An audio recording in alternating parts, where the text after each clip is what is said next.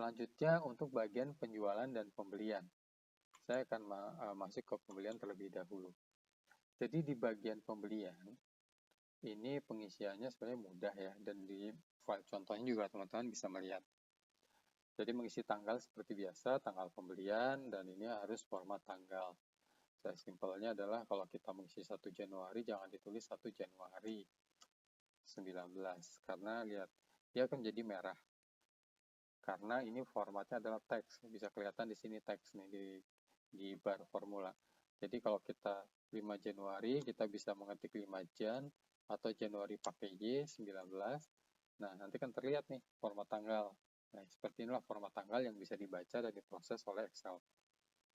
Kemudian kita bisa mengisi PO, kemudian nomor urut PO ya.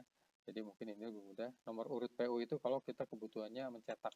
Jadi kalau kita ke bagian cetak PO, nah kalau misalnya kita pilih PO 1, nah ini nomor 1 ini adalah sama dengan nomor 1 yang ada di pembelian ini, PO1 nomor 1. Ya. Tapi ini kebetulan ada 2 nih, jadi ini sebentar ini saya koreksi dulu, ini jadi 2 ya, biar tidak bias. Nah, jadi kalau kita kembali ke PO1, dia hanya ada 1, adalah yang ini. Ya. Kemudian kita isikan keterangannya, kalau ada, jumlahnya, harganya, kemudian rekeningnya, ini kan kalau cash, jadi kita bisa pilih ada 5 rekening dari K, ya itu bisa diedit ya, itu bisa dilihat di tutorial daftar akun keuangan. Kita pilih, kemudian di sini kategorinya bahan baku atau aset. Bibit cabai ini asumsinya karena satu siklus, kemudian dia langsung mati, langsung diasumsikan ini masuk ke persediaan bahan baku saja, sehingga anggap saja biaya habis ya. Nanti kan kita langsung dapat hasilnya dalam jumlah kilo cabainya. Nah, kemudian ada aset di sini, ya, karena lahan ya, itu maksudnya adalah aset. Jadi kita bisa pilih di sini sebagai aset. Yang harus diperhatikan adalah pada saat mengisi aset, kode ini tidak boleh ada yang sama untuk aset yang berbeda. Jadi kita bisa melihat ke bagian penyusutan di sini, kita bisa lihat di sini ini ada yang kosong, itu kita bisa isikan. Di sini saya pilih nomor 015 untuk aset lahan ini. Ya, nanti penyusutannya akan dihitung secara otomatis. Setelah itu, ini adalah pengisian untuk contoh biaya pemeliharaan ya. Nah, tadi seperti sudah disampaikan, pada saat kita membeli di sini, kita harus mengalokasikan. Ini digunakan untuk kelompok yang mana, dia siklus yang mana. Jadi kita isikan, kalau misalnya kita membeli untuk satu siklus saja, ya kita hanya mengisi seperti ini. Tapi kalau kita mengisinya, ini terbagi untuk kita beli untuk lokasi 2 kelompok, atau 3 kelompok, atau 3 siklus, kita ini akan harus membagi 3. Nanti ini akan muncul, kalau kita masuk ke data kelompok, ini akan muncul di sebelah kanan sebagai saldo, di mana ini akan berkurang kalau misalnya di sini kita isikan. Jadi contohnya tadi isi 15.000. Jadi ini saldonya langsung 0, karena sudah digunakan semua. Oke, balik ke pembelian. Nah, kemudian bagaimana kalau misalnya transaksinya itu sifatnya utang, bukan kas. Nah, kalau sifatnya utang, pengisiannya adalah seperti ini. Ya, jadi di sini tadi kan ada pilihan. Di rekening, ini kita harus milih sebagai utang usaha. Di sini tetap persediaan. Nah, di sini saya tambahkan dari contoh pajak. Kalau pajak itu tidak masuk ke persediaan, ya, tapi di sini masuknya adalah sebagai utang pajak. Nah, di sini tetap utang usaha, kalau kas-kas, kalau utang usaha. Kemudian bagaimana kalau pembayarannya ada DP? Kalau ada DP, itu adalah dianggap sebagai pembayaran dari utang. Jadi di sini perlakuannya adalah di sini utang usaha. Jadi ditunggu total semuanya berapa. Ini utang usaha, ini kasnya, ini DP-nya ditulis seperti ini. Jadi akan sama juga pada saat mengisi pelunasan. Ya, hanya bedanya kalau DP kan dianggap dibayar di tanggal yang sama pada saat transaksi. Ya. Oke, mengisinya seperti ini. Dan perlu dilihat ini kalau misalnya sifatnya utang, nomor PO ini harus diisi untuk setiap transaksi yang melibatkan utang. Demikian juga nama supplier. Karena ini adalah referensi, kalau yang nomor PO-nya adalah untuk melihat di sisi PO, ini akan kelihatan nih utangnya. Total utang sekian, total pembayaran siang. Kalau PO yang tidak ditulis, misal dalam pembayaran, maka otomatis nanti di sini tidak akan muncul. Demikian juga dengan utang supplier, ya. Kalau tidak ditulis dia tidak akan muncul. Ya. Oke.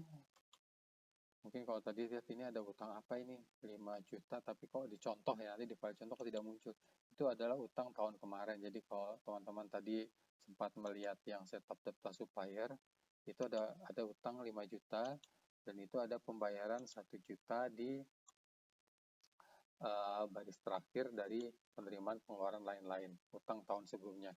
Jadi kalau teman-teman ada utang dari yang sebelum siklus, mau dicatat, itu bisa dicatat seperti itu. Oke, itu untuk pembelian ya. Kemudian bagaimana untuk penjualan? Untuk penjualan, kalau kita klik penjualan, di sebelah kiri itu ada tabel bantu untuk saldo. Ini tujuannya hanya untuk membantu teman-teman mengecek saldonya sisa berapa nih untuk cabai dengan grade tertentu. Ya. Kalau cara pengisiannya sama, di sini hanya dibedakan pembayaran tunai dan piutang. Piutang tadi sama dengan cara pengisian utang ya. Hanya bedanya di sini untuk utang namanya utang usaha, di sini untuk pelanggan namanya piutang usaha. Pajak seperti ini, kemudian pada saat pembayaran apakah itu DP atau pelunasan, piutang usahanya di kanan, kemudian rekeningnya di kiri. Satu hal yang harus diperhatikan di sini adalah pada saat pengisian penjualan, di sini ada kategori penjualan. Kategori penjualan ini mengacu terhadap daftar yang dimasukkan di sini. Ini kategori penjualan. Ya. Jadi untuk bisa memilih harga harus mengisikan kategori penjualannya. Kemudian kita mengisikan kategori produksi. Kategori produksi ini adalah sama dengan di siklus budidaya di bagian ini.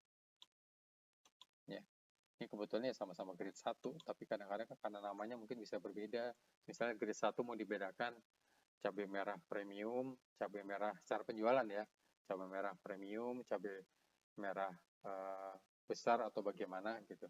Sama-sama grade-nya 1, tapi beda nama produk jualnya.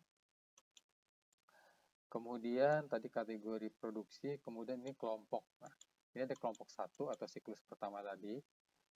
Jadi kita bisa memonitor di sini per kelompok berkurangnya bagaimana. Tapi teman-teman kalau misalnya menjalankan misalnya menggabung nih, ada 2 lokasi, kelompok 1, kelompok 2. Begitu panen semuanya digabung jadi 1. Teman-teman nggak perlu pusing ini kelompok 1 atau kelompok 2, dibuat asumsi saja. Karena toh nanti yang akan dihitung di laporan keuangan adalah nilai keuangan totalnya. Toh harganya sama kan pada saat digabung. Jadi nanti hanya untuk memastikan bahwa stoknya habis. Jadi misalnya sekarang udahlah biar nggak bingung, stok kelompok 1 dihabisin dulu. Nanti begitu di sini sudah dilihat 0, baru habiskan yang kelompok 2. Jadi nggak harus strict nanti ini kelompok 1 tuh kelompok 2 ya. Nggak perlu sampai harus strict sana. Buat asumsi saja, tinggal dipilih nih kelompok 1 atau kelompok 2 untuk memastikan bahwa saldonya ada pengurangan. Untuk stoknya sendiri bisa dilihat di laporan stok hasil panen ya, kalau ingin melihat yang lebih lebih banyak kolomnya dibandingkan yang ada di bagian penjualan tadi. Ya. Oke, saya kira itu untuk penjelasan bagian pembelian atau transaksi dari budidaya cabai.